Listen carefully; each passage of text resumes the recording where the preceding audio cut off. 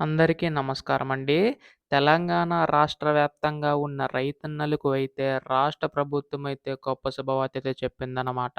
So, వీరి యొక్క ఖాతాలోని రైతు భరోసా అలాగే మనకి ఇక్కడ ముఖ్యంగా చూసుకున్నట్లయితే రుణమాఫీ సంబంధించి డబ్బులనేవైతే జమ చేయబోతున్నారండి.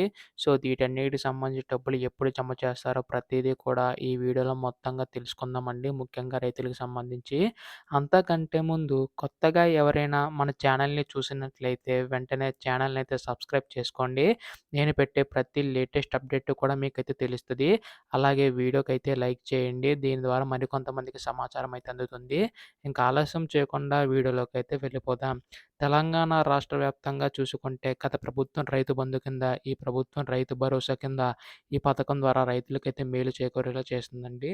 అయితే ముఖ్యంగా రుణమాఫీ సంబంధించి చూసుకుంటే ఈ ఎన్నికల్లో ఇచ్చిన హామీల ప్రకారం రుణమాఫీ కింద రూ. 2,00,000 అనేవైతే జమ చేయబోతున్నారండి.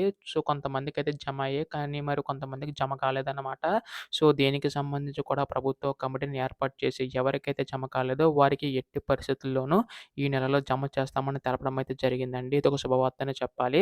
అలాగే ముఖ్యంగా రైతు భరోసా చూసుకుంటే దీనికి సంబంధించి కూడా డబ్బులు విడుదల చేయబోతున్నారు. గత ప్రభుత్వం రైతు బంధు కింద, ఈ ప్రభుత్వం రైతు భరోసా కింద డబ్బులు జమ చేయబోతున్నారండి. ఎకరానికి రూ. 7,500 అనేవైతే జమ చేయబోతున్నారు. ఒక ఎకరానికి సంబంధించి ముందుగా 5 ఎకరాలని జెప్పేసన్నారు. కాకపోతే రైతుల విజ్ఞప్తి మేరకు దాన్ని 10 ఎకరాల వరకు కూడా పెంచారండి. సో, దీనివల్ల ప్రతి ఒక్కరికి కూడా మేలు చేకూరుతుంది. సో, 10 ఎకరాల లోపు ఎవరైతే ఉంటారో సో, వారందరికీ కూడా ఎకరానికి రూ. 7,500 చొప్పునైతే జమ చేయబోతున్నారు. దీనికి సంబంధించి కూడా రాష్ట్ర ప్రభుత్వం అయితే నిర్ణయించుకుందండి.